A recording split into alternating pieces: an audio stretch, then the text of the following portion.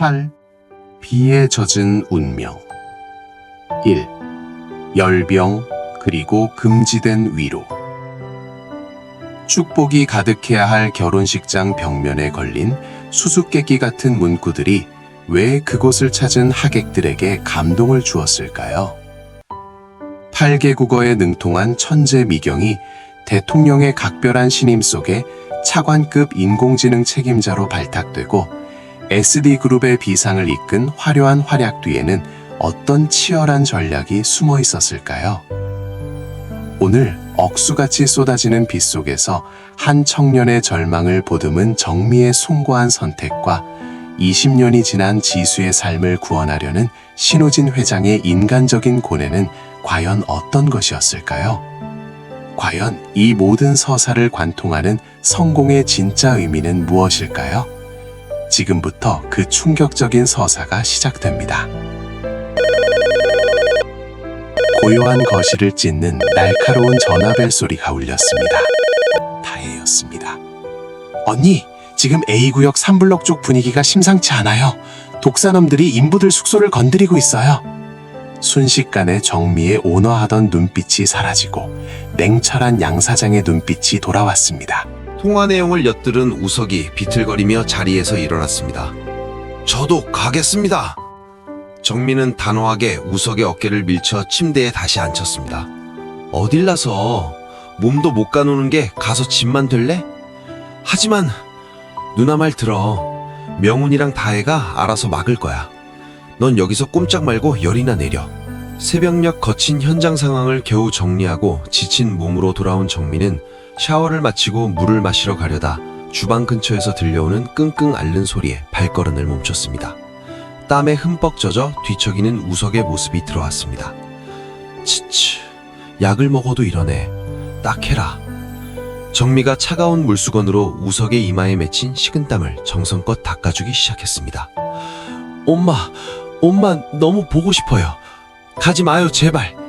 우석의 감은 눈에서 눈물이 흘러내렸습니다. 정미는 가슴 깊은 곳에서 울컥하는 감정을 느꼈습니다. 가여워 보이는 우석을 내려다보며 정미의 가슴 한편에서는 뜨거운 모성애가 일어났습니다. 자신의 모든 것을 주어서라도 이 상처투성이 아이를 사랑으로 보살펴야겠다고 다짐하며 조용히 침대 위로 올라가 우석을 안아주었습니다. 그래, 엄마 여기 있어. 안 갈게. 그녀의 포근한 살레음이 코끝에 닿자 우석은 잠결에 정미를 엄마로 착각했습니다. 그는 본능적으로 파고들며 정미의 풍만한 가슴을 더듬었습니다. 그리고 마치 굶주린 어린아이가 엄마의 정을 찾듯 허공 속에서 입을 움직입니다. 그러한 우석을 보면서 정미는 한숨을 내쉬면서 솟아나는 연민과 모성애에 자기 가슴을 내어주며 땀에 젖은 그의 머리카락을 쓸어 넘겼습니다. 두 사람은 그 상태로 서로를 의지하며 잠이 들었습니다. 2. 식당에서의 분노, 상처와 확인. 아침 햇살이 거실을 비쳤습니다. 우석이 눈을 떴을 때 정민은 이미 주방에서 달그락거리며 아침을 준비하고 있었습니다. 일어났니? 대구탕 끓였어. 와서 먹어. 너 어젯밤 기억나? 정미가 조심스레 묻는 말에 우석은 어리둥절했습니다. 아니요, 제가 무슨 실수라도 했나요? 그 말에 정민은 안도와 묘한 감정이 섞인 눈빛으로 그저 우석의 몸 상태를 살폈습니다. 다 먹었으면 이제 일어날까? 오늘은 서현신의 가게에 좀 들러야 해. 어색함을 깨기 위해 정미가 서둘러 채비를 마쳤습니다. 두 사람은 서현이 운영하는 희망식당으로 향했습니다. 하지만 식당 앞은 이미 난장판이었습니다. 독사의 부하들이 식당 집기를 마구 집어던지며 서현을 위협하고 있었기 때문입니다. 이 과부년이 우리가 봐주니까 아주 기어올라? 한 깡패가 서현의 멱살을 잡고 흔들고 있었습니다. 그 광경을 목격한 우석의 눈이 순식간에 뒤집혔습니다. 자기 연인인 서현이 모욕당하는 꼴을 도저히 볼 수 없었습니다. 아직 몸도 성치 않은 우석이 주먹을 쥐고 달려들려 했습니다. 하지만 정민은 단호하게 우석의 앞을 가로막았습니다. 비켜! 내가 상대해! 정민은 우석을 보호하려는 듯 그를 뒤로 밀치고 당당하게 깡패들 앞에 나섰습니다. 남의 영업장에 와서 행패 부리는 너희들 누구야? 너희 보스 데려와. 정미가 악을 쓰며 깡패들의 시선을 끄는 사이 우석은 구석에 주저앉아 떨고 있는 서연 곁으로 가서 그녀를 일으켜 세웠습니다. 서연의 눈에는 우석에 대한 걱정과 애절함이 가득했습니다. 정미는 그놈들 앞을 막아서고 뒤에서는 우석과 서연이 몰래 눈빛을 교환하는 기막힌 상황이었습니다. 그러는 사이 명훈과 다혜가 경찰을 대동하고 나타나 상황은 정리되었습니다. 하지만 그 과정에서 정미가 깡패가 휘두른 강목에 팔을 다치고 말았습니다. 그리곤 급히 처리할 서류가 있는 사무실로 향한 정미에게 예전에 큰 도움을 주었던 반가운 손님, 35살의 성남식이 찾아왔습니다. 그는 자신의 어려운 처지를 전하며 일자리를 구하고 있었습니다. 성남식은 정미 부부가 사업을 시작하던 시절 불량배들의 행패를 막아주며 함께 일했던 의리 있는 사람이었습니다. 부친의 병환으로 이곳을 떠났던 그는 착한 심성을 지닌 해병대 출신의 우람한 체구로 웬만한 싸움꾼은 상대도 안 되는 협객이었어요. 장사 실패로 어려움을 겪는 그를 본 정민은 그를 도와줄 생각을 하며 다 함께 점심 식사를 위해 희망식당으로 가 서연에게 남식을 소개했습니다. 식당에 든든한 남자가 있으면 좋겠다는 생각에 남식에게 서연을 돕는 일을 부탁한 것입니다. 두 사람 모두 흔쾌히 수락했고 정민은 사원 숙소까지 마련해주며 든든한 우군을 얻게 된 것에 기뻐했습니다. 저녁이 되어 집으로 돌아오니 오전에 다친 상처 부위가 부어올라 있었습니다. 이를 본 우석이 급히 구급상자를 꺼내왔습니다. 가만히 계세요. 제가 할게요. 우석은 정미를 소파에 앉히고 그녀의 발에 정성스럽게 약을 발랐습니다. 정민은 우석의 진지한 얼굴을 빤히 바라보았습니다. 며칠 전까지만 해도 자신이 돌봐줘야 할 어린애였는데 지금은 제법 난자의 향기가 났습니다. 아까 왜 그렇게 흥분했어? 서연 씨 일이라 그런가? 정미가 툭 던진 말에 우석은 그런 상황을 어떻게 보고만 있어요? 하며 정미를 바라보았습니다. 우석이 고개를 들자 두 사람의 얼굴은 숨결이 닿을 듯 가까워졌습니다. 정미가 우석의 턱을 살짝 탈어 올렸습니다. 너 아까 깡패들 볼 때 눈빛 무섭더라. 근데 지금 나 보는 이 눈빛은 뭐니? 정미는 말을 끝맺지 않고 우석의 입술을 바라보았습니다. 우석도 더 이상 피하지 않고 누나가 예뻐 보여서요 라고 말했습니다. 그리고 갑자기 쏟아지는 밖의 빗소리에 우석의 열병이 다시 일어나기 시작하는 것 같았습니다. 누나, 엄마가. 우석의 눈물이 볼을 타고 흘러내렸습니다. 정민은 우석을 자기 무릎에 눕히고 머리에 손을 얹었습니다. 그리고 우석의 손을 자기 가슴에 대어 주었습니다. 지금 엄마는 나여야 한다고 생각했습니다. 우석은 따스한 엄마의 품속인 양 그녀의 가슴을 더듬었고 두 사람은 처량한 빗소리를 들으며 서로를 안고 잠이 들었습니다. 3. 찢겨진 우산과 소년의 눈물. 창밖에는 여전히 세상을 삼킬 듯한 억수 같은 비가 쏟아지고 있었습니다. 다음 날 저녁 우석이 잠든 사이에 밖으로 나와 흥신소 직원이 건네준 보고서를 손에 든 정민은 빗물보다 더 차가운 진실과 마주했습니다. 종이 한 장 한 장을 넘길 때마다 정미의 심장은 난도질 당하는 듯 했습니다. 신우석. 그의 인생은 5살 무렵 가장 잔혹한 방식으로 부서졌습니다. 우석의 아버지가 믿었던 동업자이자 친구의 배신과 모함으로 하루아침에 모든 사업을 빼앗겼습니다. 그 충격과 화병, 그리고 이를 수습하려다 겹친 과로로 아버지는 끝내 회복하지 못한 채 막대한 빚더미만을 남기고 세상을 떠났습니다. 남겨진 것은 30대 중반의 젊은 어머니와 5살배기 우석뿐이었습니다. 어머니는 남편의 명예를 회복하고 빚을 갚기 위해 처절하게 몸부림쳤습니다. 하지만 기업을 가로챈 배신자는 그녀의 절박함을 이용하려 들었습니다. 빚 탕감을 빌미로 던져지는 성적인 유혹과 모멸감, 그녀가 겪어야 했던 수모는 지옥과도 같았습니다. 그리고 운명의 그날 밤, 비가 억수같이 쏟아지던 늦은 밤이었습니다. 지친 몸을 이끌고 집으로 걸어오던 어머니를 향해 트럭 한 대가 돌진했습니다. 배신자의 사주를 받은 깡패들이 꾸민 위장 교통사고였습니다.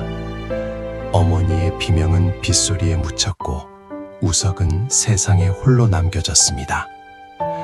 더욱 기가 막힌 사실은 그 이후였습니다. 오갈돼 없어진 어린 우석이 보내진 고아원의 실소유주가 바로 부모님을 죽음으로 몰고 간 그 배신자였습니다. 우석은 자기 부모를 죽인 원수가 주는 밥을 먹는지도 모른 채 그곳에서 온갖 멸시와 고초를 견디며 자라야 했습니다. 하지만 소녀는 꺾이지 않았습니다. 그는 바닥을 기며 돈의 소중함과 권력의 비정함을 뼈저리게 터득했습니다. 인생의 쓴맛은 그를 단단하게 만들었지만 타고난 착한 심성마저 앗아가지는 못했습니다. 그는 자신보다 약한 이들을 위해 주먹을 썼고 도움이 필요한 곳이라면 물불을 가리지 않고 뛰어들었습니다. 지금 정미 곁에 있는 청년 우석은 그토록 모진 비바람을 견디고 피어난 한 송이 야생화였습니다. 보고서를 덮은 정미는 핸들의 얼굴을 묻고 오열했습니다. 가슴이 미어질 듯 아팠습니다. 우석아, 그동안 얼마나 아팠니?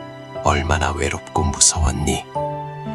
우석의 비극적인 가족사를 알게 된 후 정미의 태도는 완전히 달라졌습니다. 남녀 간의 슈즈빔이나 내외 따위는 사치였습니다. 그녀는 이 불쌍한 아이에게 엄마이자 누나이자 연인으로서 줄 수 있는 모든 위로를 주기로 마음먹었습니다. 4. 깊어지는 공사장의 시련들. 평화는 그리 길지 않았습니다. 독사는 이번엔 다른 구역의 깡패들까지 동원해 기습을 해왔습니다. 현장은 순식간에 아수라장이 되었습니다. 수적 열세 속에서도 다해는 날렵하게 움직였지만 뒤에서 날아오는 쇠 파이프까지 피할 수는 없었습니다. 다해야, 위험해! 우석과 명훈이 동시에 몸을 날렸습니다. 둔탁한 타격음과 함께 두 남자가 다해를 감싸 안고 쓰러졌습니다. 우석은 어깨와 등을, 명훈은 머리가 찢어지는 상처를 입었습니다. 다해의 비명과 함께 멀리서 사이렌 소리가 울려 펴졌습니다. 정미가 경찰에 긴급 구조 요청을 한 덕분이었습니다. 깡패들이 썰물처럼 빠져나가고 피투성이가 된 두 남자는 응급차에 실려 병원으로 이송되었습니다. 뒤따라 도착한 정미와 다해는 응급실 밖에서 밤새 뜬 눈으로 기도를 올렸습니다. 다행히 의사는 다음과 같이 말하며 퇴원을 허락했습니다. 두 청년 모두 워낙 기본 체력이 좋아 뼈에는 이상이 없습니다. 집에서 잘 먹고 쉬면 금방 일어날 것입니다. 다혜야, 내가 아는 안전한 숙소를 잡아놨어. 나흘 동안 회사 걱정은 말고 명훈 씨 곁에 딱 붙어 있어. 둘만의 시간도 좀 갖고, 알았지? 다혜는 눈시울을 붉히며 고개를 끄덕였고 정민은 아직 정신이 몽롱한 우석을 부축해 자기 집으로 향했습니다. 4일간의 지극정성 어린 간호 덕분에 명훈과 우석은 충분한 휴식을 취하고 건강한 모습으로 자리를 털고 일어났습니다. 우석은 정미의 헌신적인 사랑을 받으며 몸뿐만 아니라 마음의 상처까지 치유받는 느낌이었습니다. 정미 역시 우석을 돌보며 그를 향한 감정이 단순한 연민이 아닌 깊은 사랑임을 깨달았습니다. 다시 현장으로 복귀한 우석은 더욱 단단해져 있었습니다. 낮엔 깡패들과의 사투, 거래처의 온갖 갑질과 횡포를 참아내며 중요한 사안만 사장인 정미에게 보고하고 사소한 일들은 혼자서 해결해 나갔습니다. 틈틈이 명훈을 불러 공사장 상황을 챙기라고 당부하며 다해까지 합세해 셋이서 그럭저럭 현장을 꾸려나갔습니다. 하지만 뜻밖의 난제가 겹쳐오는 어려운 상황이 연속적으로 발생합니다. 지난번 싸움으로 일단락된 공사장에 또 다른 깡패 단체가 몰려와 방해하기 시작합니다. 지난번 깡패들의 실패에 분노한 악덕 기업가가 이 땅을 빼앗기 위해 더 비싼 돈을 주고 전문 용역 깡패들을 동원한 것이었습니다. 형님, 이번 놈들은 진짜입니다. 스케일이 달라요. 명훈의 보고를 받은 우석은 깊은 고민에 빠졌습니다. 사장인 정미에게 보고하고 넷이서 머리를 맞대고 고심했지만 무력으로도 법으로도 당장 뾰족한 수가 보이지 않는 절체절명의 위기가 다시 찾아왔습니다. 5번째, 벼랑 끝의 반격, 미경과 남식의 활약. 전문 용역 강패들의 압박은 이전과는 차원이 달랐습니다. 그들은 법망을 교묘히 피하며 공사장 입구를 대형 차량으로 막아버렸고 인부들의 출입을 철저히 차단했습니다. 공사 기간이 하루하루 늦어질수록 정미의 손에는 눈덩이처럼 불어났고 현장의 긴장감은 폭발 직전이었습니다. 우석이 분노를 참지 못하고 주먹을 쥐며 나서려 하자 정미가 그의 손을 꽉 잡았습니다. 우석아, 지금은 주먹을 쓸 때가 아니야. 저들이 원하는 게 바로 그거거든. 그때 뒤에서 묵묵히 상황을 지켜보던 성남식이 앞으로 나섰습니다. 그는 해병대 시절의 기계가 느껴지는 낮은 목소리로 정미에게 말했습니다. 사장님, 제가 한번 대화해 보겠습니다. 저들은 힘으로 누르면 더 날뛰지만 명분 앞에서는 약해지기 마련입니다. 남식은 단신으로 깡패들이 모여있는 곳으로 걸어갔습니다. 용역반장이 비웃으며 남식의 앞길을 막아섰지만 남식의 흔들림 없는 눈빛과 우람한 풍채에서 뿜어나오는 위압감에 깡패들은 주춤했습니다. 남식이 현장에서 시간을 벌며 깡패들의 기세를 꺾어놓는 사이 사무실에서는 또 다른 반격이 준비되고 있었습니다. 미경의 능숙한 컴퓨터 기교로 그 악덕 기업가의 실체를 추적한 결과를 우석에게 전했습니다. 보고서를 확인한 우석의 손이 가늘게 떨리기 시작했습니다. 그는 과거 우석의 아버지를 배신했던 바로 그 인물이었고, 정민은 그가 이번 공사 방해를 위해 불법 비자금을 사용했다는 정황을 포착했습니다. 우석은 피가 거꾸로 솟는 기분이었지만 정민은 냉정함을 유지하며 우석을 다독였습니다. 정민은 비장의 카드를 들고 직접 용역반장에게 다가갔습니다. 그리고 서류 봉투 하나를 그의 가슴팍에 내밀었습니다. 이걸 당신들을 고용한 사람에게 전해. 계속 방해한다면 이 비자금 장부는 내일 아침 검찰청으로 갈 거라고 말이야. 정미의 서슬퍼런 경고와 남식의 든든한 등 뒤에서 우석과 명훈, 다혜도 한마음으로 뭉쳐 그들을 쏘아보았습니다. 결국 정미의 지략, 미경의 활약, 남식의 묵직한 존재감에 용역깡패들은 하나둘 꼬리를 내리고 물러가기 시작했습니다. 공사장 입구를 막았던 대형 트럭들이 빠져나가자 멈춰있던 기계들이 다시 힘차게 돌아갔습니다. 잠시 평화가 찾아온 공사장 식당에서 서연이 정성껏 준비한 국밥을 나누며 5사람은 서로의 얼굴을 바라보았습니다. 뜨거운 국물을 넘기며 우석은 미경이 찾아낸 진실과 정미의 헌신적인 도움에 가슴이 뭉클해졌습니다. 우석아, 이제 정말 거의 다 왔어. 정미의 따뜻한 위로에 우석은 눈시울이 붉어졌습니다. 자신을 위해 상처를 입으면서까지 싸워준 이들이 이제는 남이 아닌 가족처럼 느껴졌습니다. 하지만 정미는 알고 있었습니다. 이 싸움은 단순히 땅을 지키는 것이 아니라 우석에 맺힌 한을 풀고 진정한 일상으로 돌아가기 위한 마지막 관문임을 말입니다. 활기찬 현장의 소음이 울려 퍼지는 가운데 정미는 우석의 손을 조용히 맞잡았습니다. 6. 위기 돌파를 위한 대책회의. 미경의 분석과 설계. 용역 깡패들이 잠시 물러난 공사장 사무실에는 차가운 정적이 감돌았습니다. 정민은 이번 사태의 배후를 확실히 잡기 위해 우석과 팀원들을 소집했습니다. 이때 우석에게 전가를 전하러 온 미경이 현장의 긴박한 상황을 듣고 자연스럽게 대책회의에 참여하게 되었습니다. 미경은 처음에는 조용히 우석과 명훈이 나누는 대화를 경청하며 테이블 위에 펼쳐진 현장 배치도를 유심히 살폈습니다. 회의가 진행될수록 미경은 현재의 방어 체계에 심각한 허점이 있음을 발견했습니다. 그녀는 조심스럽게 입을 열어 지금의 경비 인력 배치가 특정 구역에만 쏠려 있어 오히려 배후 기습에 취약하다는 점을 논리적으로 지적했습니다.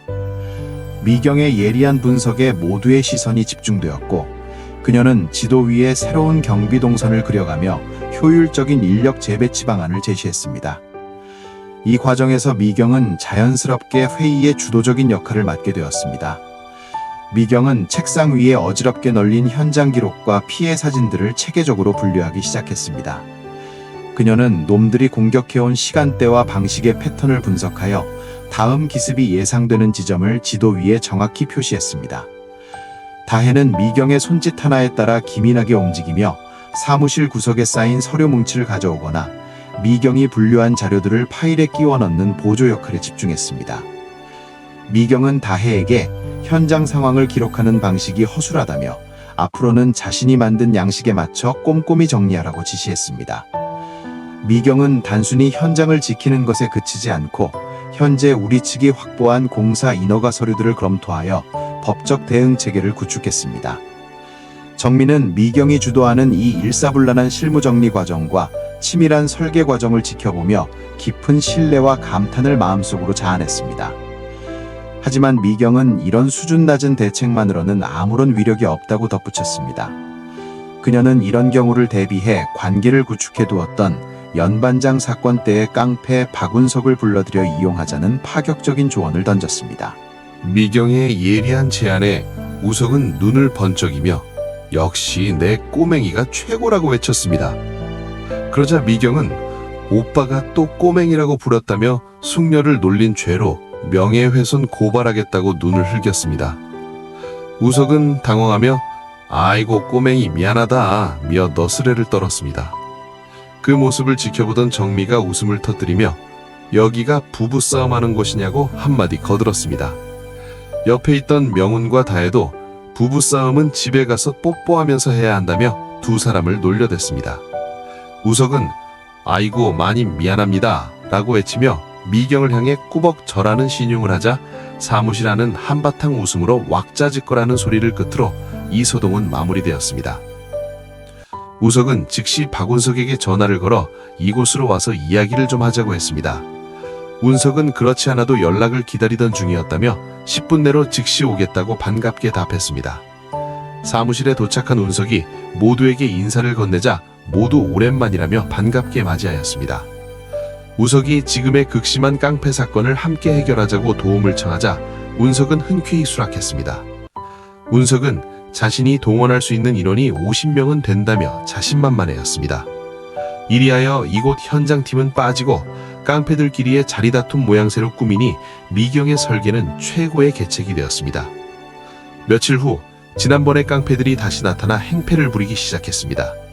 바로 그때 박운석이 부하들을 데리고 나타나 이 구역은 이미 내가 접수했으니 빨리 꺼지라며 호통을 쳤습니다. 양측 사이에 격렬한 싸움이 벌어져 서로 많은 상처를 남기는 중에 박운석 팀의 맹활약으로 침투한 깡패들은 결국 물러나게 되었습니다. 싸움이 마무리되고 난 후 이 모습을 지켜보던 우석은 정미에게 앞으로의 사업 확장에 이들을 활용할 계획을 구체적으로 제시했습니다.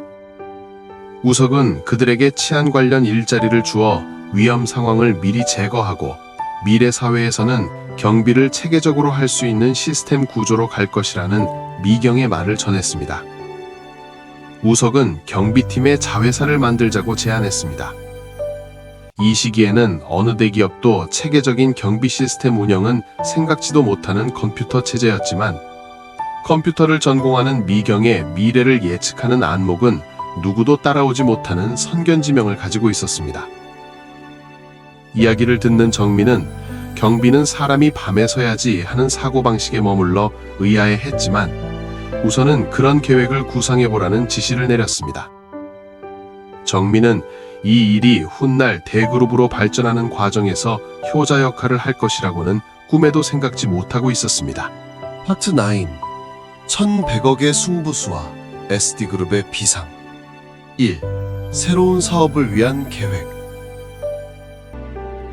용역들의 집요한 방해 공작은 날이 갈수록 그 수위가 높아졌습니다. 우석은 먼지가 가득한 현장 사무실에 낡은 지도를 내려다보며 놈들이 단순한 목적만으로 이토록 사활을 거는 것이 아니라는 생각을 하게 되었습니다. 우석은 정미를 향해 사장님, 이 땅 매트는 우리가 아직 모르는 거대한 무언가가 숨겨져 있는 것이 분명합니다. 놈들이 이렇게까지 나오는 데는 다 그만한 이유가 있을 것이라고 힘주어 말했습니다. 우석의 결연한 판단에 정민은 즉각 지질학 전문가 팀을 극비리의 현장으로 불러들였습니다. 일주일 동안 밤낮 없이 진행된 심층 조사 결과는 가히 충격적이었습니다. 지하 500m 안반층 아래에서 당시 전자산업의 핵심 부품인 희귀 광물이 거대한 맥을 형성하며 매장되어 있다는 데이터가 산출되었습니다. 그 매장량의 가치는 당시 1965년 시가로 무려 1,100억 원에 육박하는 천문학적인 액수였습니다. 이 정보를 미리 빼돌린 알건설이 깡패들을 앞세워 온갖 불법으로 이 땅을 차지하려 했던 진짜 추악한 목적이 드러나는 순간이었습니다. 한편 미경은 자신의 노트북을 이용해 알건설의 폐쇄형 서버에 잠입하여 놈들이 삭제했다고 믿었던 비밀 프로젝트 문서를 자신이 개발한 복구 알고리즘으로 살려내어 그 배후에 경사장이 있다는 결정적 증거를 확보했습니다. 정민은 경사장이 과거 우석의 부모님을 배신하고 죽음으로 몰고 간 장본인이라는 미경의 데이터 분석 결과를 보고받고 온몸을 떨었습니다. 그녀는 사무실 밖으로 나가서 차가운 새벽 공기를 마시며 끓어오르는 분노를 간신히 억눌렀습니다. 이때 자신의 전용 노트북을 챙겨 들고 사무실에 나타난 미경이 놈들의 서버에서 탈취한 핵심 로그 데이터를 보여주며 대책 마련의 설계를 하였습니다. 사무실 안쪽 테이블에서 미경은 지도를 넓게 펼치며 회의를 시작했습니다. 미경은 단순히 감정적으로 대응할 문제가 아니라며 놈들의 아킬레스건을 공략할 정밀한 시스템 설계를 제시했습니다. 미경은 다혜와 S대학에서 경영학을 전공하는 은지에게 R건설사 서버에서 빼낸 방대한 양의 암호화된 자금 내역 파일들을 종류별로 분류하라고 했습니다. 다혜와 은지는 미경의 지시에 따라 한 팀이 되어 수천 장에 달하는 원본 데이터들을 날짜와 회계 항목별로 완벽하게 정리하여 책상 위에 정렬했습니다. 두 사람의 일사불란한 보조 덕분에 미경은 오로지 핵심 데이터 분석에만 모든 정신을 집중할 수 있었습니다. 미경은 두 사람이 정리해준 자료들을 바탕으로 직접 코딩한 보안 해제 프로그램을 가동하여 놈들의 비자금 세탁 경로를 한눈에 보이게 시각화했습니다. 미경은 차가운 목소리로 분석 결과를 발표했습니다. R건설은 이 땅을 선점하기 위해 감당하기 힘든 고금리 사채를 무리하게 끌어다 썼습니다. 지금 놈들은 매일 터지는 이자 폭탄 때문에 조급함이 극에 달해 있으니 우리는 그 조급함을 이용해야 합니다. 다혜와 은지는 미경의 지시에 따라 놈들의 예상 부도 시점을 초단위 그래프로 그려내며 미경의 기술적 지략을 구체화하는 실무 보조를 함께 수행했습니다. 미경은 물리적 충돌 대신 법적 명분을 선점하는 프레임 전환 전략을 최종 해결책으로 내놓았습니다. 우리는 이제 단순한 재개발 반대가 아니라 주민 생존권 보장이라는 인권적 명분을 내세워 법정 공방을 시작해야 합니다. 미경은 다혜와 은지에게 구청 민원 접수를 위한 주민 탄원서 양식과 서버에서 찾아낸 불법 거래 증거물들을 법적 효력을 갖춘 문서로 변환하라고 지시했습니다. 두 사람은 미경의 설계에 맞춰 일사불란하게 증거 자료를 편집하고 주민들의 동의를 구하는 현장 업무를 완벽한 호흡으로 밀어붙였습니다. 미경의 완벽한 설계와 다혜와 은지의 헌신적인 실무 지원을 지켜본 정미와 우석의 눈빛이 복수심과 승부욕으로 번뜩였습니다. 우석은 미경의 말대로 놈들이 그토록 갈구하는 것을 아주 비싼 값에 치르게 하겠다며 놈들의 탐욕이 자기 목을 조르는 밧줄이 되게 만들 것이라고 다짐했습니다.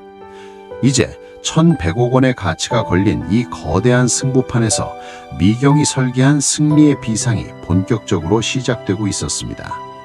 한편 이 사건으로 인해 SD그룹 탄생의 본격적인 토대를 갖추기 시작하였습니다. 이 사건은 훗날 국내 경제의 거목이 될 SD 슈퍼드림스 그룹 탄생에 굳건한 토대를 마련하는 위대한 서막이 되었습니다. 1,100억 원의 낙찰, 승자의 미소. 우석은 정미 사장과 다혜 그리고 명운을 한자리에 불러 모아 이 땅이 가진 진정한 가치와 잠재력을 설명하며 치밀한 반격 계획을 세웠습니다. 이를 경청하던 미경은 자신의 노트북을 두드리며 경사장을 함정에 빠뜨릴 정교한 역정보 공작과 심리전의 설계를 발표했습니다. 미경은 정미 언니, 우리가 지금부터 경사장에게 컴퓨터를 활용해 역으로 심리전과 여론전을 펼치는 것이라고 힘주어 말했습니다. 미경은 다혜와 은지에게 지시하여 주민 생존권 보장을 외치는 여론을 조성하는 동시에 이 땅에 엄청난 지하자원이 있다는 사실을 전자매체를 통해 경쟁 건설사들의 은밀히 흘리게 했습니다. 미경의 지략에 따라 이 땅을 3주 후에 경매 방식으로 처분하겠다는 계획이 전격 공표되었습니다.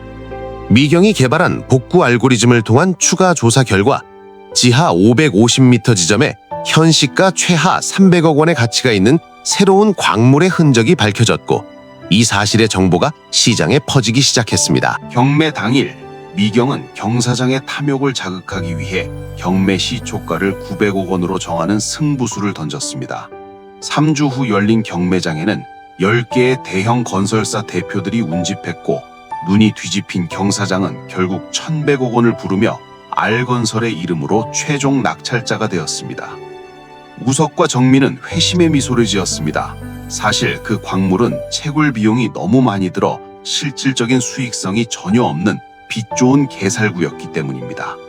피와 땀이 서린 공사장은 역사 속으로 사라지게 되었지만 그 매각자분은 우석과 정미가 세울 대기업의 굳건한 초석이 되었습니다. 미경과 은지가 제안한 자금 운용 계획에 따라 경매 비용을 제외한 1,080억 원 중 5억 원은 그동안 고생한 현장 인부들에게 공평하게 나누어 주었습니다. 나머지 1,075억 원은 새로운 사업 자금으로 활용하기로 결정되었습니다.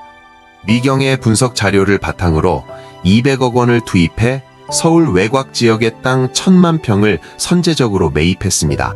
또한 나머지 자금 중 500억 원은 미래 핵심 산업인 전자회사와 국내 최대 규모의 명품 백화점 건립을 추진하는 데 편성했습니다.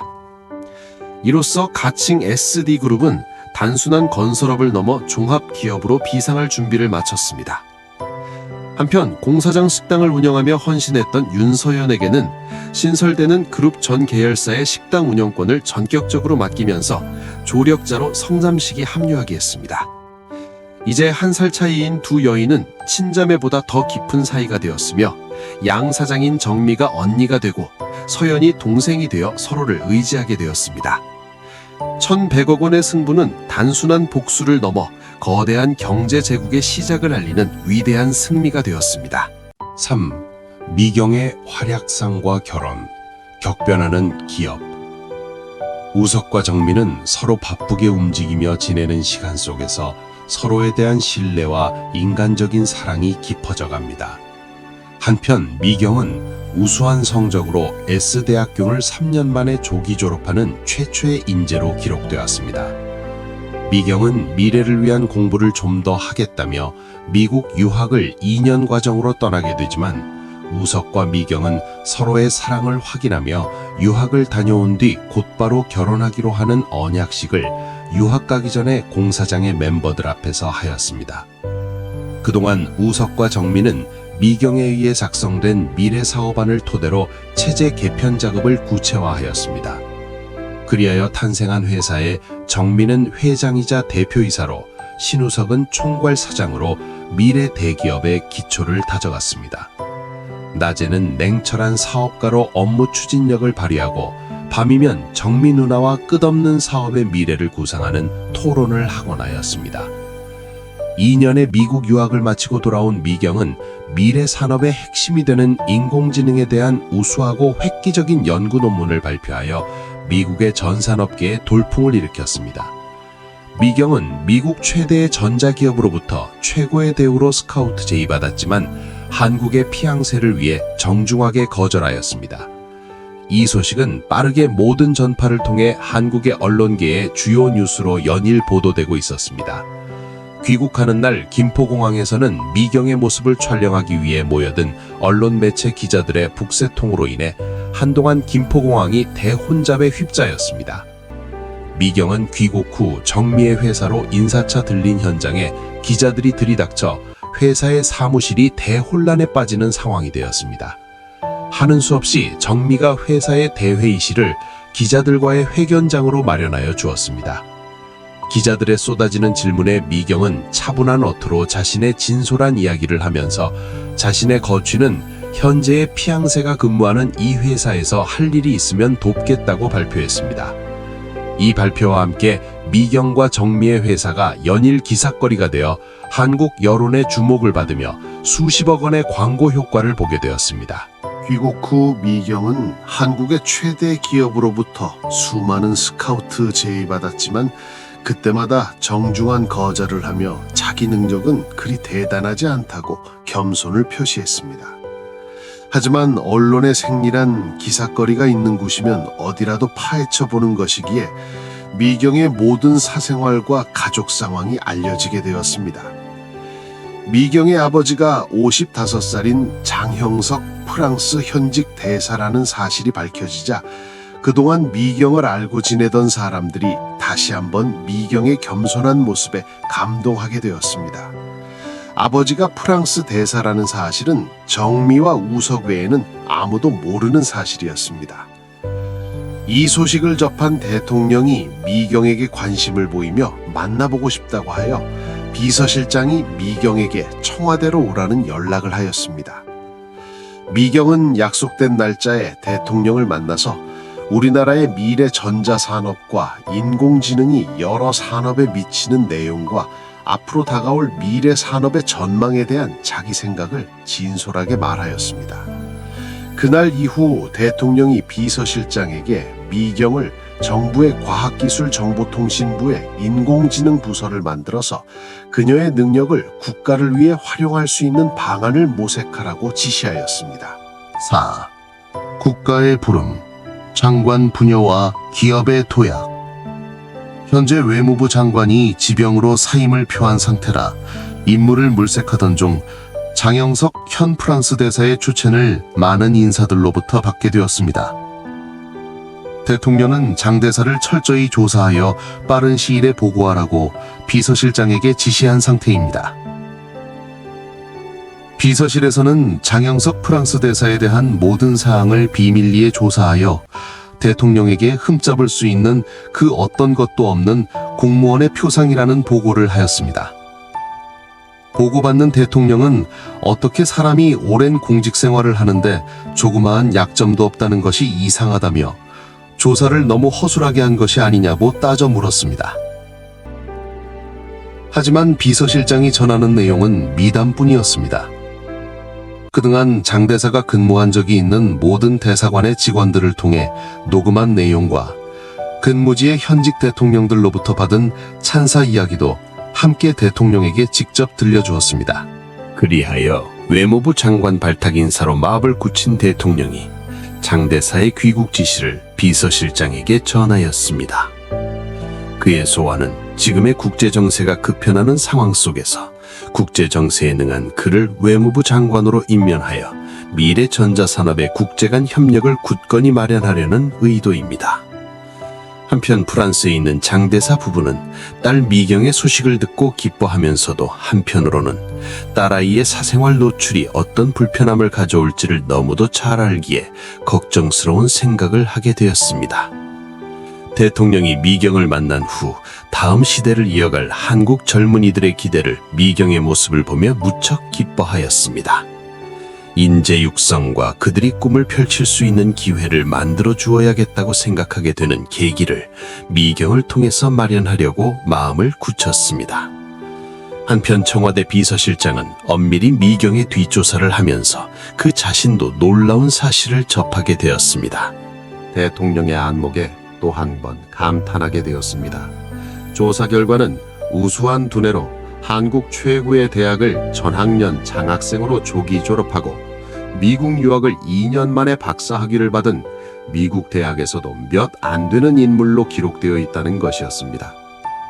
또한 영어, 중국어, 프랑스어, 독일어, 소련어, 스페인어, 라틴어, 일본어에 능통한 전문가 수준의 회화 능력으로 가끔 아버지의 대사관 사무실에서 만나는 외국인들과의 깊이 있는 대화로 그들로부터 찬사를 받는다는 사실도 밝혀졌습니다.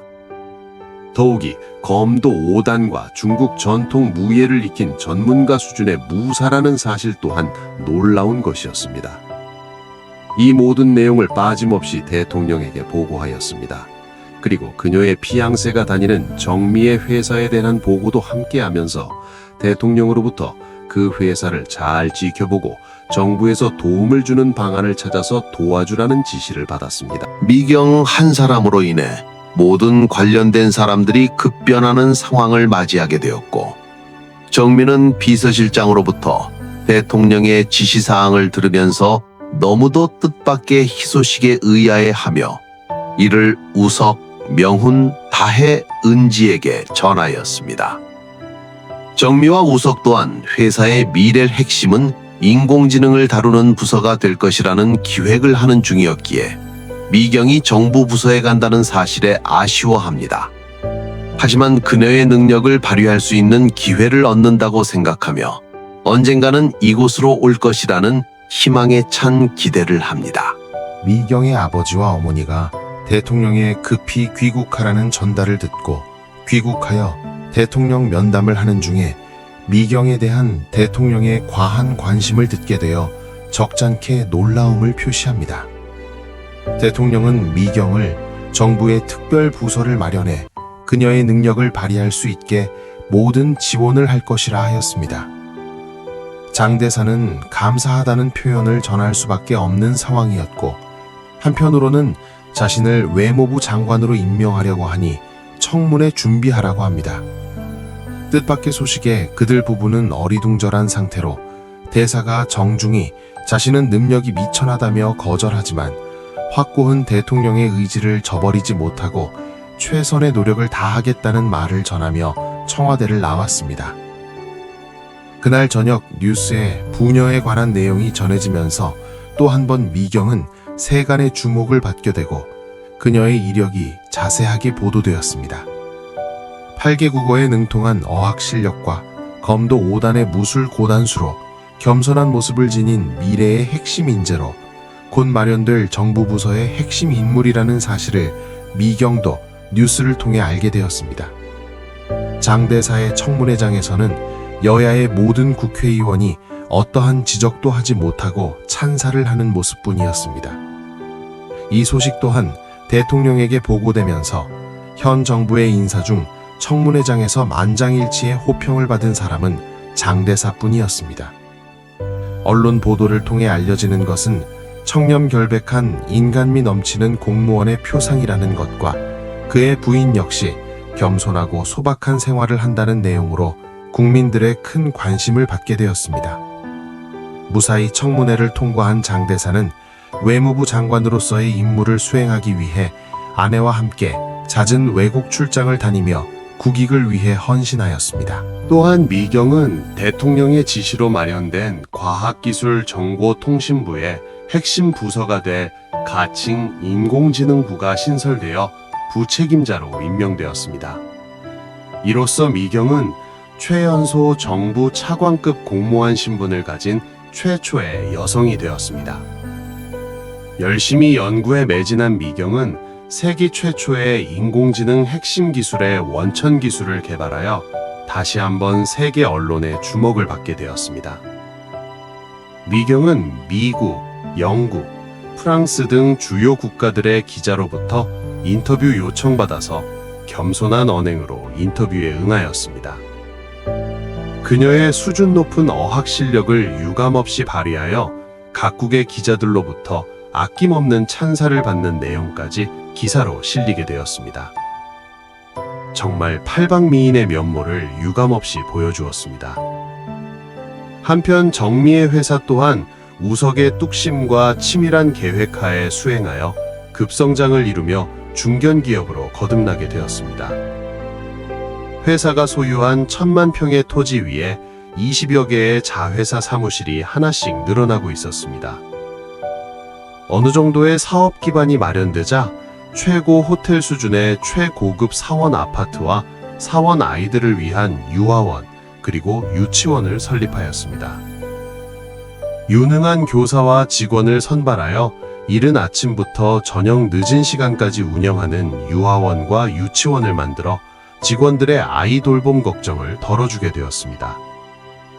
이 두 곳은 최고의 시설과 직원들에 대한 최고의 대우를 보장하며 회사 비서실에서 직접 무료로 운영하는 기관입니다.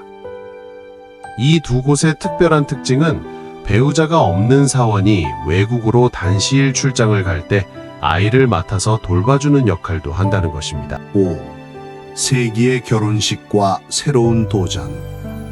모두 이렇게 바쁜 일상을 보내는 중 미경이 부모님에게 자신의 피양새인 신우석의 이야기를 하여 만나보기로 하였습니다. 우석이 미경으로부터 부모님과의 약속을 듣고는 심히 걱정스러운 표정으로 자신이 정말 미경의 피양새 자격이 있는지 정미에게 자문하였습니다. 정미 또한 미경의 화려한 경력과 그 배경에 다소 위축되지만 중요한 것은 두 사람의 생각이고 미래의 상황은 아무도 알 수 없기에 자신의 진솔한 면을 부모님에게 보이라는 조언을 우석에게 해줍니다. 부모님을 만나는 우석은 자신의 과거와 생각을 정직하게 전했습니다. 현재 회사가 이루어갈 거대한 계획도 진솔하게 말했습니다. 장관 부부로부터 많은 호감을 받게 되었습니다. 그날의 대화는 다정다감했습니다. 미경이 농담을 건넸습니다. 우석 씨는 2년 만에 검도 5단을 받았지만 신념은 내가 위라고 했습니다. 장 대사는 너는 무시당하지 않겠다며 한바탕 웃음을 터뜨렸습니다. 그러고는 언제 대결 한번 하자고 제안했습니다. 우석은 아버님에게 한 수 배우겠다고 화답했습니다. 우석을 만난 장 장관 부부는 그의 자질을 높이 샀습니다. 올곧은 심성과 확신에 찬 모습에서 대기업가의 면모를 보았습니다. 미경에게 시간을 잘 조율해서 적당한 시기에 결혼하라는 말을 전하였습니다. 가끔 유명 정치인들이 장 장관 부부에게 미경의 혼담을 청하는 경우가 많이 늘어나고 있어 거절하기 곤란한 경우가 한두 번이 아니었던 차에 우석을 만나게 되었던 것입니다. 장 장관 부부 역시 결혼은 주위의 배경이 좋으면 좋기는 하지만 때론 그것이 인생을 살아가는데 독이 되기도 한다는 사실을 너무도 잘 알고 있었습니다. 그래서 현재의 배경보다는 미래에 발전할 수 있는 능력이 더 중요하다고 생각하는 열린 마음을 가진 부부입니다. 그리하여 28세인 우석과 27세인 미경이 주위의 모든 사람의 축복 속에 결혼식을 하였습니다. 하지만 장영석 장관은 직원 그 누구에게도 알리지 않고 3일간 개인 휴가를 내고 딸의 결혼식을 치렀습니다. 하지만 유명 인사의 결혼식이라는 언론의 보도가 나오자 모여드는 축하객들의 숫자가 엄청나 결혼식장 근처에는 취재진과 일반인들이 모여들어 대혼란을 겪었습니다. 무엇보다 결혼식장을 화사하게 밝힌 것은 신부 미경의 아름다운 자태였습니다. 식장 한편에는 장인과 사위의 깊은 철학이 담긴 특별한 휘호가 당당하게 걸려 그 품격을 더했습니다. 하나는 장영석 장관이 평소 소신으로 삼는 논어 2인편의 문구 덕불고 필유린, 덕이 있는 사람에게는 반드시 따르는 이가 있어 결코 외롭지 않다는 깊은 뜻을 담고 있습니다. 여기에 우석이 모토로 삼고 있는 조선시대 거상 임상옥의 가르침인 재물은 흐르는 물처럼 평등하고 사람은 저울처럼 올곧아야 한다는 재상평여수 인중직 사형이 자리했습니다. 이 고결한 신념이 담긴 휘호들은 하객들에게 깊은 울림을 주며 두 사람의 앞날을 더욱 찬란하게 축복해 주었습니다. 결혼식의 마지막 하이라이트는 신부 미경이 평소 아끼던 시 구절을 낭독하는 장면이었습니다. 샘 레벤슨의 시 시간이 알려준 비결이 웅장한 행진곡과 함께 식장에 울려 퍼졌습니다. 그 순간 식장은 마치 한 편의 고전 영화를 보는 것 같은 우아하고 신비로운 분위기로 가득 찼습니다. 화려한 예식의 마무리를 장식한 것은 내면의 아름다움을 강조하는 고결한 목소리였습니다. 매력적인 입술을 갖고 싶다면 친절한 말을 하세요. 사랑스러운 눈을 갖고 싶다면 사람들의 좋은 점을 찾으세요.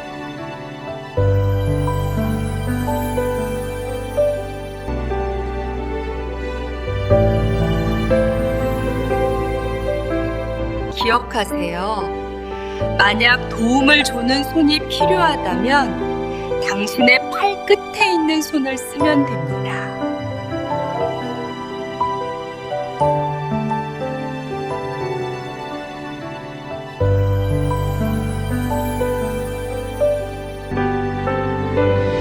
만약 도움을 주는 손이 필요하다면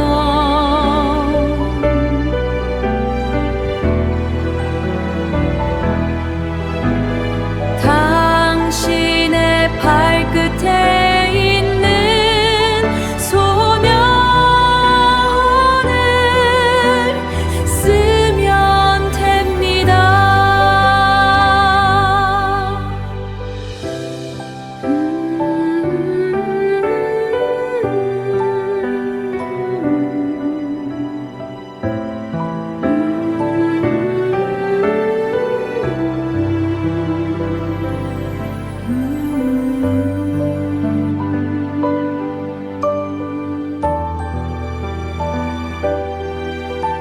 당신이 더 나이가 들면 손이 2개라는 사실을 발견하게 될 것입니다. 한 손은 자신을 돕기 위한 것이고, 다른 한 손은 타인을 돕기 위한 것입니다.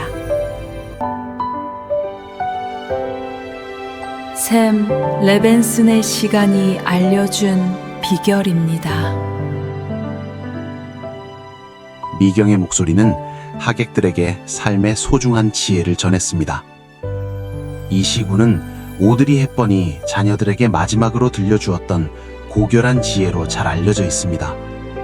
진정한 미인은 화장으로 만들어지는 것이 아니라 타인을 향한 따뜻한 마음으로 빚어지는 것임을 다시 한번 강조했습니다. 예식장에 모인 이들은 이 아름다운 시구를 통해 외면보다 소중한 내면의 가치를 가슴에 깊이 되새겼습니다. 이번 결혼식이 더욱 화제가 된 이유는 양측 모두 축하금을 정중히 사절했기 때문입니다. 오직 진심 어린 축복만을 나누겠다는 이들의 결단은 우리 사회에 신선한 충격을 주었습니다. 예식장의 감동적인 주요 장면들은 TV 중계를 통해 전국으로 전해졌으며, 많은 이들이 이 특별한 나눔의 예식에 큰 관심과 박수를 보냈습니다. 결혼식을 마친 우석과 미경은 실리콘밸리로 신혼여행을 떠났습니다.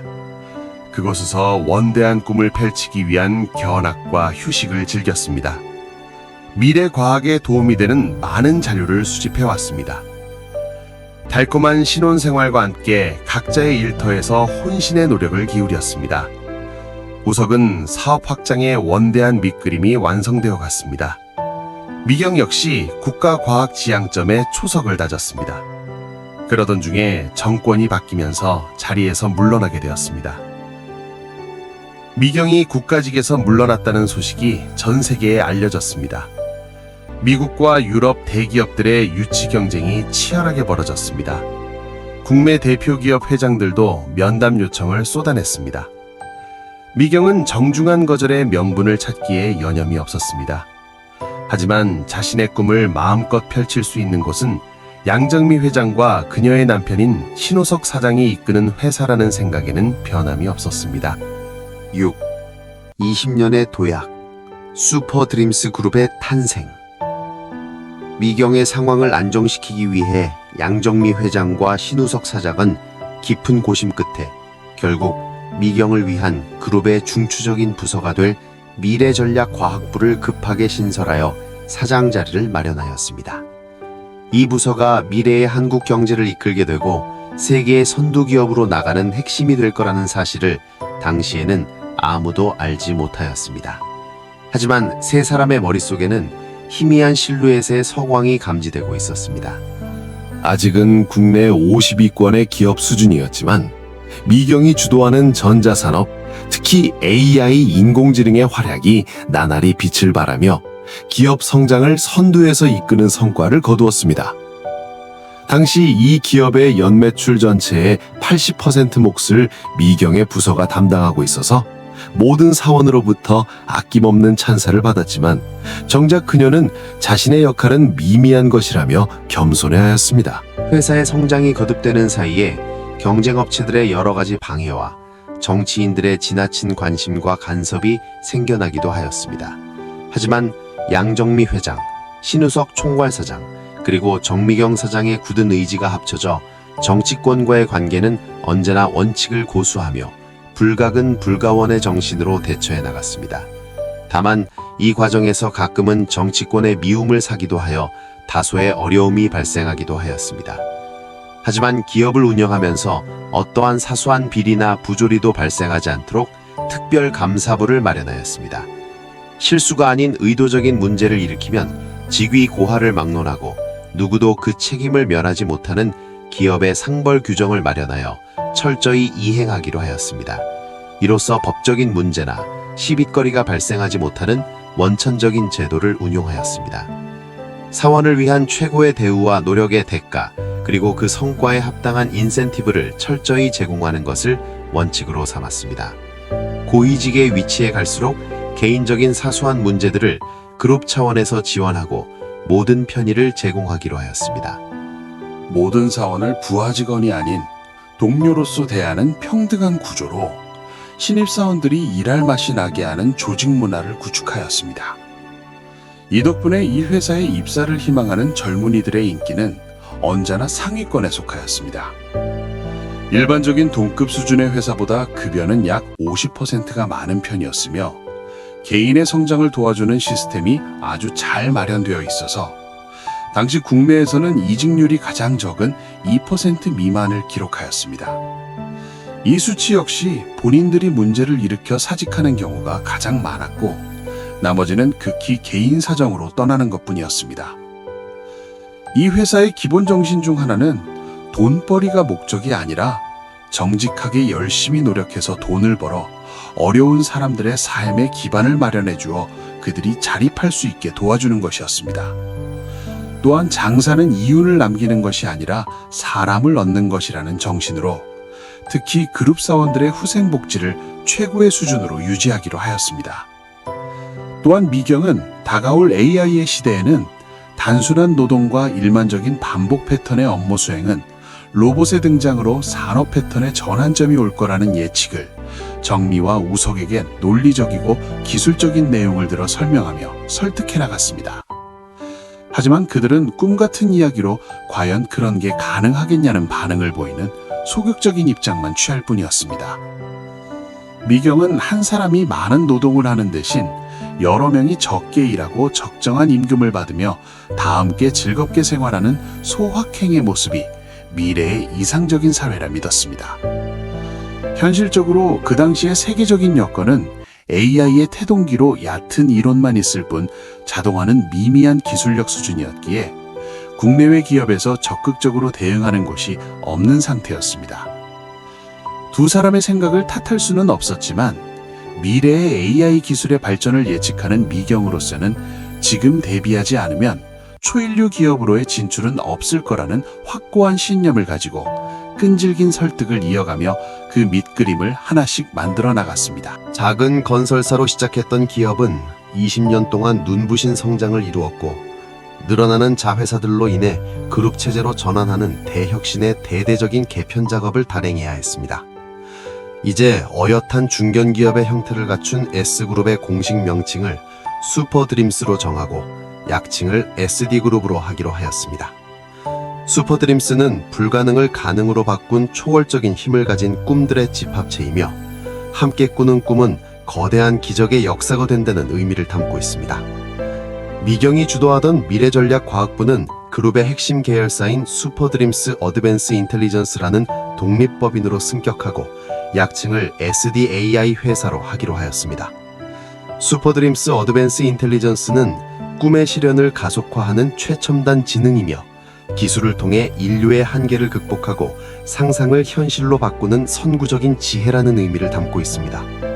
상상을 현실로, 미래를 오늘이라는 암시로 탄생한 이 회사는 이제 세계 초인류 기업으로 비상하는 SD그룹의 가장 날카로운 창이자 심장이 되었습니다. 양정미 대표이사는 SD그룹의 회장으로 취임하였고 신우석은 더 큰 도약을 위해 신우진으로 개명하며 총괄 부회장, 장미경도 SDAI 대표로서 부회장으로 승진하였습니다. 세 사람은 각각 그룹 회장과 총괄 부회장, 부회장으로서 환상의 파트너십을 발휘하며 그룹을 선두에서 이끌며 미래의 원대한 계획을 차질 없이 추진해 나가게 되었습니다. 7. 미래를 여는 열쇠 SD 유니버시티 설립. 미경의 확고한 신념과 그녀의 이론을 모두 이해하기는 힘들었지만 정미와 우석은 미경의 소신을 지원하기로 하였습니다. 그리하여 미경은 이런 모든 사항을 준비하는 기초로 전문 인력의 확보가 최우선 과제라 여겨 그동안 자신이 계획한 획기적인 방안을 제시하였습니다. 본격적인 전자시대가 펼쳐지면 치열한 경쟁 속에서 인력 확보가 어려워질 거라는 예측으로 자체적 인력을 키우기 위해 대학 설립을 제안하였습니다. 미경의 기발한 생각을 듣고 정미와 우석은 적극적으로 동조하여 대학 설립 구상을 위한 임시 특별기획단을 꾸렸습니다. 기획단은 사업 확장과 발전의 핵심이 인재 발굴에 있다는 사실을 깊이 인식하였으나 기존 교육 체계 내의 인재 확보에는 한계가 있다는 현실적인 문제를 직면하였습니다. 이 어려움을 해결하기 위해 기업 실정에 맞는 특수대학 신설을 정부에 건의하여 정식으로 허가받았습니다. 정식 허가받은 뒤 기획단은 3개월 이내에 모든 기초 작업을 끝내고 행정 절차와 경비 등 모든 준비를 체계적이며 빠른 결정으로 추진하였습니다. 설립 착수 1년 후에는 SD대학교의 건축과 체계를 최종적으로 마무리하였으며 2년 후에는 신입생을 모집하기로 하였습니다. 이 SD대학교의 총장은 장영석 전 외무부 장관이 맡기로 하여 기업에 필요한 급변하는 국제정세에 대처할 수 있는 능력과 IT 및 AI 기술을 습득할 인재 육성을 시작하기로 하였습니다. 미경은 유능한 은퇴 교수 중 전문성이 있는 분들을 모셔오고 여러 채널을 가동하여 IT 분야와 AI 분야의 교수진 확보를 위해 자신의 인맥을 총동원하였습니다. 대학 운영의 모든 권한은 총장에게 전권을 주어 책임 운영하도록 하였습니다. 경제적 효율성을 위해 필수학과만 설립하기로 하였습니다. 공학부에는 전자공학과, 컴퓨터공학과, 수소에너지공학과, 우주항공공학과 등을 두었고 인공지능학부에는 반도체학과, AI학과, IT학과, 인공지능 윤리심리학과를 편성하였습니다. 또한 이공학부의 바이오공학과, 사회과학부의 우주법학과, 경제학부의 호텔경영학과를 포함하여 별도의 의과대학, AI의학부 등 외국어학과를 설치하였습니다. 인간의 기본 요소인 지, 덕, 체의 다음 세 가지 조건을 재학 중에 취득하지 못하면 졸업장 수여가 안 되는 강력한 교칙을 만들었습니다. 조건 1. 특별한 신체적 제약이 없는 학생은 태권도, 합기도, 유도, 검도 중 어느 한 운동에서 2단의 자격증을 취득해야 한다. 단 신체적인 사정이 있는 학생은 예외로 한다. 조건 2. 인문학적 소양을 위해 대학 지정 인문 고전도서 100권을 탐독하여 평가 점수 70점 이상을 받아야 한다. 조건 3. 대학이 자체적으로 개발한 SD 어학 시험에서 70점 이상의 점수를 받아야 한다. SD 어학 시험에는 영어, 독일어, 프랑스어, 중국어, 러시아어, 인도어, 일본어 등 개설학과의 모든 언어가 가능하게 하였으며 해당 학과의 전공학생은 반드시 자신의 전공 언어가 아닌 다른 외국어를 선택해야 한다. 모든 학생은 졸업학기까지 각 시험에서 70점 이상의 점수를 받아야 한다. 대학은 이 세 가지 조건에 대한 교육을 무료로 제공한다. 각 시험은 학기당 2번 시행한다. 이 조건은 장형석 총장의 확고한 소신이 반영된 총장직 수락 조건이었습니다. AI학과, IT학과, 바이오공학과, 반도체학과의 학생 전원에게 학비와 기숙사 생활을 무료로 지원합니다. 이들 학과 졸업생 중 그룹 입사를 희망하는 자는 신입사원 3년차의 대우를 보장하였고 박사학위 취득자는 부장으로 입사하게 되는 파격적인 조건을 부여하였습니다. 석박사 과정 학생에게는 학비 무료 외에도 매월 일정 금액의 도서비와 문화생활비를 추가로 지급합니다. 미경 역시 바쁜 시간을 할애하여 AI 핵심 과목을 담당하는 교수직을 겸하기로 하였습니다. 다만 학생 지도나 일반적인 대학 업무는 맡지 않고 한 주당 6시간의 강의만 진행하였습니다. 최고의 시설과 우수한 교수진으로 구성된 SD대학교는 고등학교 성적 1등급이 아니면 입학할 수 없을 정도의 꿈의 대학이 되었으며 외국인 우수학생 선발은 국가 미래를 위해 20명으로 제한하였습니다. 대학 설립 인가 소식과 특수한 졸업 조건이 언론에 알려지면서 국민들로부터 열렬한 호응을 받았습니다. 국내 어느 대학에서도 시도하지 않은 신선하고 내실 있는 규정들이었기 때문입니다. 8. 글로벌 비상과 초인류 기업으로의 도약. 회사의 발전과 함께 그룹의 대대적인 확장과 조직 개편을 단행하였습니다. 새롭게 생겨나는 곳으로는 먼저 국내 최대의 종합병원과 바이오 연구소, 그리고 IT 경비 회사를 설립하기로 하였습니다. 그룹 내에 사내 인문대학을 설립하여 대학에서 총괄 지도하게 하였으며 사원들의 인문 및 어학연수 교육과 체력 단련을 시스템적으로 관리하기 시작하였습니다. 그룹의 고위직 승진 시에는 인문학 고전지식 평가와 자신의 수신용으로 어느 한 운동 중 2단의 자격을 취득해야 함을 명시하였습니다. 모든 사원은 진급 시 반드시 어학시험과 인문학 도서시험을 통과해야 했으며 이를 3년 안에 통과하지 못하면 더 이상의 진급 기회는 없어지고 도태되어 퇴사하는 구조로 운영하기로 하였습니다. 이는 사원들을 괴롭히기 위함이 아니라 개인의 자질 향상과 회사의 업무 효율성을 위한 것이었습니다. 사회인력지원센터를 만들어 어려운 시민들에게 재기의 기회를 제공하였고 불우한 환경의 결손 가정 청소년을 선발하여 교육한 뒤 그룹 자회사에 취직시켜 건전한 사회인으로 성장하도록 도왔습니다. 기업은 이제 30개의 자회사를 가진 국내 20위권의 중견기업으로 거듭났고 악행을 일삼던 R건설은 부채를 감당하지 못하고 파산하여 역사 속으로 사라졌습니다. 윤서연은 모든 식당의 총괄 관리부장, 성남식은 부장이 되었습니다. 이명호는 양 회장과 신 부회장의 비서실장이 되었으며 유다에는 자금 관리를 맡은 기획실 부장이자 정미의 수행비서 겸 보디가드 임무를 수행하게 되었습니다.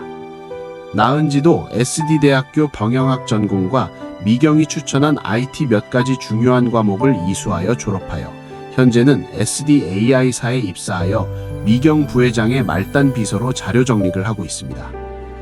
미래의 반도체와 IT 사업 확장을 위해 정미, 우석, 미경이 함께 미국을 방문하였습니다. 현지 업체 회장들이 미경과의 미팅을 위해 경쟁을 벌일 정도로 그룹의 위상은 높아졌고 수많은 공동연구 협약을 끌어내며 국내 기업 중 가장 많은 해외 협력 관계를 구축하게 되었습니다. 이러한 성과를 바탕으로 AI 부서는 SDAI라는 독립법인으로 더욱 견고하게 성장하였습니다.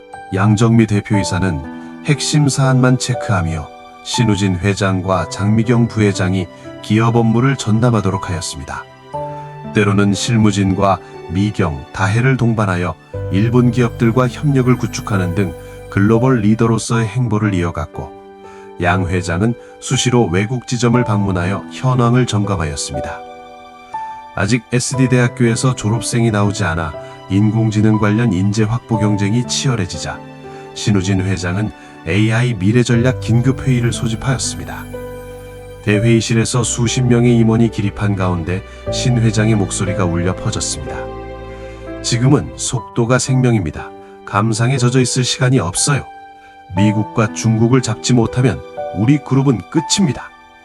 혁신하지 않는 자는 도태된다는 사실을 명심하십시오.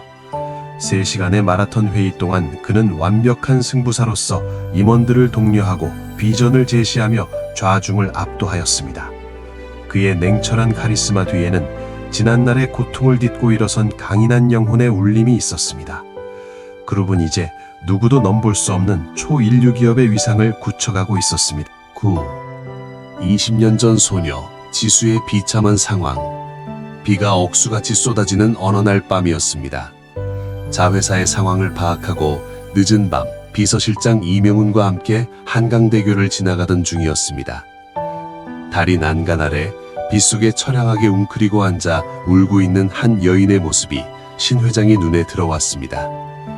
칠흑 같은 어둠 속에서도 차 안에서 스쳐 지나가며 본 그녀의 절박한 모습은 20년 전 이웃집에 살던 어린 소녀 지수를 떠올리게 하였습니다. 잠깐, 설마... 성공을 위해 앞만 보고 달리느라 애써 묻어두었던 기억이 비수처럼 날아와 꽂혔습니다. 20년 전 가난했던 어린 시절 옆집에 살던 소녀 지수였습니다. 차는 멈추지 않고 지나쳤지만 신 회장은 100미러로 멀어지는 여인을 끝까지 응시하였습니다. 미경의 품에서 느꼈던 생명력과는 정반대의 서늘한 죽음의 그림자가 그녀를 감싸고 있었습니다. 신우진 회장이 집무실 소파에 깊숙이 몸을 묻는 순간 그의 눈빛은 다시 고독한 중년의 남자로 돌아왔습니다. 그는 자신의 그림자 이명훈 비서실장을 은밀히 호출하였습니다. 이 실장, 방문 걸어 잠그게. 무거운 공기가 흐르는 집무실에서 신 회장은 창밖에 빗줄기를 등지고 나지막히 하지만 묵직하게 입을 열었습니다. 자네, 내 사적인 부탁 하나만 하세. 아주 은밀하고 중요한 일이야. 말씀하십시오, 회장님. 이름은 한지수. 20년 전 내 고향 동생일세. 내가 성공하겠다고 떠나온 내 인생의 업보 같은 아이야. 신 회장의 목소리가 미세하게 떨렸습니다. 며칠 전 한강다리에서 본 그 여인, 느낌이 이상해. 왠지 지수 같다는 생각이 머릿속을 떠나질 않아. 당장 정보팀 풀어서 그 여인이 누구인지, 지금 도대체 어떤 상황에 처해 있는지 낱낱이 조사해. 그리고 한지수의 현재 상황도 철저히 파악해서 보고하게. 만약 내 예감이 맞는다면 이번엔 내가 그 아이의 울타리가 되어줘야 해. 이 비서실장은 회장님의 눈가에 맺힌 물기가 빗물인지 눈물인지 알 수 없었지만 그 어느 때보다 진지한 눈빛을 읽고 깊이 고개를 숙였습니다. 명심하겠습니다, 회장님. 비밀리에 그리고 신속하게 처리하겠습니다. 그리하여 명훈은 다음날 유명한 탐정을 찾아가 부탁하였고 3일 만의 탐정으로부터 그날 밤에 여인이 한지수란 사실과 그녀의 기구한 사연을 전해듣고는 회장님을 생각하며 가슴이 먹먹해졌습니다. 다음날 한지수가 졸업한 대학을 찾아 자신의 신분을 밝히고 대학 시절의 지수의 상황을 파악하였는데 마침 대학때 지도교수를 만나 자세한 대학생활 이야기를 들었습니다. 워낙 뛰어난 미모와 착한 심성을 지닌 학생으로 4년 내내 장학금을 받았으며 영문학 전공과 경영학을 부전공으로 이수한 뛰어난 영어 실력 덕분에 대학 행사 시 외국인 통역과 안내를 도맡았다고 하였습니다. 특히 당시 방문했던 미국 하버드대 영문과 교수인 학장이 지수의 유창한 영어 실력과 지식에 매료되어 장학금을 주는 조건으로 하버드로 초청하고 싶다고 제안했었다고 합니다. 하지만 당시 지수는 기다려야 할 오빠가 있다라며 그 좋은 제안을 거절했다는 안타까운 사연을 전해들었습니다. 지금 한지수가 처한 비참한 상황을 명호는 꼼꼼히 기록하였습니다. 화려한 서울의 이면, 햇빛 한 줌 들지 않는 변두리의 눅눅한 반지하 단탄방이었습니다. 어느덧 30세가 된 한지수는 무릎을 감싸 쥐고 방구석에 짐승처럼 웅크리고 있었습니다. 한때는 명문대를 장학생으로 졸업하고 대기업 기획팀에서 승승장구하던 커리어 우먼이었지만 운명은 잔인하리만치 그녀를 짓밟았습니다. 결혼 3년 차에 남편의 무리한 사업 확장과 믿었던 지인의 사기, 그리고 이어진 남편의 비극적인 자살이 그녀를 덮쳤습니다. 그녀에게 남겨진 유산이라곤 수십억 원의 빚과 악랄한 사채업자들의 협박뿐이었습니다. 이봐! 안에 있는 거 다 알아! 문 열어! 당장 돈 내놔! 안 그러면 딸년 학교로 찾아가서 망신 줄 거야! 매일 밤 현관문을 쾅쾅 발로 차며 들어오는 빚쟁이들의 고함에 6살 된 딸 수정이는 낡은 이불을 머리끝까지 뒤집어 쓰고 벌벌 떨었습니다. 반지하 방 벽지에는 시커먼 곰팡이가 피어올라 숨을 쉴 때마다 퀴퀴한 냄새가 폐를 찔렀고, 장반 밑에서는 습기가 올라와 양말이 늘 축축하였습니다. 쌀통은 바닥을 보인 지 오래였고 전기와 수도마저 끊긴다는 붉은색 고지서가 날아왔습니다. 지수는 밤마다 남편의 영정사직을 붙들고 소리 죽여 울었습니다. 여보, 나 너무 힘들어. 당신 따라가고 싶어. 정말 못 버티겠어. 그러던 어느 날 빚쟁이들이 들이닥쳐 그나마 남아있던 낡은 냉장고와 가재도구에 빨간 딱지를 붙이고 난동을 부리고 간 직후였습니다. 지수는 더 이상 버틸 이성의 끈은 놓아버리고 밖으로 뛰쳐나왔습니다. 하늘도 그녀의 찢어지는 마음을 아는지 비가 억수같이 쏟아지는 날이었습니다. 빗물인지 눈물인지 모를 액체로 범벅이 된 채 그녀의 발길은 무의식적으로 한강다리로 향하였습니다. 차가운 난간을 생명줄처럼 잡고 검푸른 강물을 내려다보며 그녀는 속으로 절규하였습니다. 오빠, 우석 오빠, 그때 배 안 고프게 해준다며 나 좀 살려줘. 하지만 이름만 되면 알만한 재기의 거물이 되었다는 소문만 무성한 그분을 이런 처참한 거짓골로 찾아갈 용기는 없었습니다. 감히 연락할 수 있는 위치에 있는 분이 아니었습니다. 그녀가 눈을 질끈 감고 난간 위로 위태롭게 발을 올리려는 순간이었습니다. 환청처럼 딸아이의 비명소리가 빗소리를 뚫고 들려왔습니다. 엄마, 그러지 마. 나 무서워. 엄마. 맑고 겁에 질린 딸의 눈망울이 눈앞에 어른거렸습니다.